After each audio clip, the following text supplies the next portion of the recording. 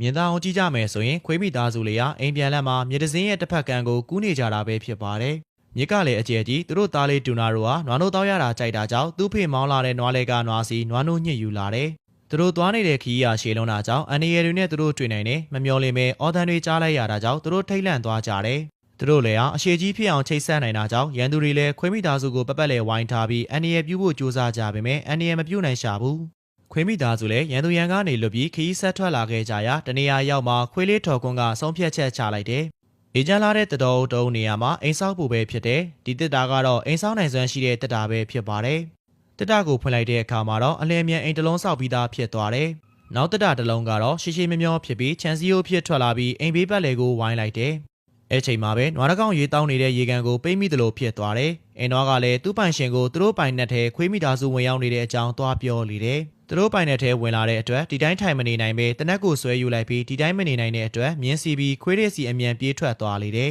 ။သူလည်းခွေးမိသားစုနေရအိမ်ဘော်ကကြောက်ကနေကြောက်တုံးကြီးတုံးကိုအိမ်ဘော်ကိုတွန်းချကြိုးစားပေမဲ့သူတို့အိမ်ကတာမန်အိမ်မျိုးမဟုတ်တာကိုမသိပဲသူတို့အိမ်ကိုဖျက်ဆီးဖို့ကြိုးစားတော့တယ်။ဒါပေမဲ့ခွေးမိသားစုအိမ်ပတ်ဝန်းကျင်ကကဘာမြေရဲ့ဆွဲငင်ရမရှိဘူး။သူလည်းကြောက်တုံးကြီးကိုတွန်းချလိုက်တော့မှကြောက်တုံးဟာသူ့ဘော်ကိုကျပြီးထိခိုက်ဒဏ်ရာရလေတယ်။သူလည်းနောက်တနည်းကိုစဉ်းစားရတာကြောင့်လှဲကိုမီးရှို့ပြီးတွန်းချလိုက်ပေမဲ့အိမ်ပတ်ဝန်းကျင်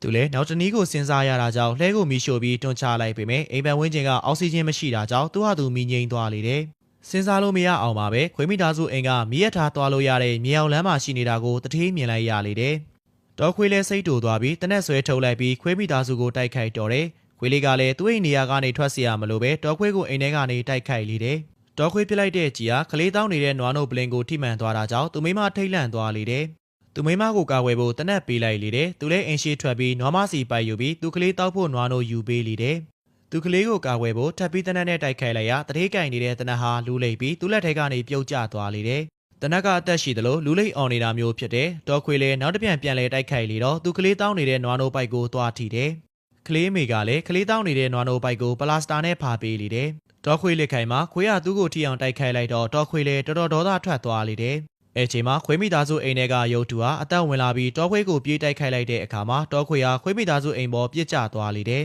။အဲ့ချိန်မှာတောခွေးဟာခွေးနဲ့သူ့မိမကိုဖမ်းချုပ်ထားပြီးသူတို့ဒီမှာနေနေတာကိုမကြိုက်ကြောင်းပြောလေတယ်။အဲ့ချိန်မှာနောက်မှကလေးနိုးတောင်းနေတဲ့ပိုက်ကိုဖြုတ်ပြလိုက်ပြီးဟားတိုက်ရီလေတော့တယ်။ကလေးမထူးဆန်းတဲ့အစွမ်းရှိနေတာကိုတောခွေးမသိဘူး။ခွေးကလေးကလည်းသူ့ကိုထိုးနှက်လေတော့တယ်။အဲ့နောက်မှာခွေးမိသားစုလည်းအရင်တိုင်းတတရရပြန်ဖြစ်သွားလေတော့တယ်။နောက်ဆုံးမှာတော့တောခွေးဟာခွေးမိသားစုအိမ်မှာအစေခံဖြစ်နေသွားရလေတော့တယ်။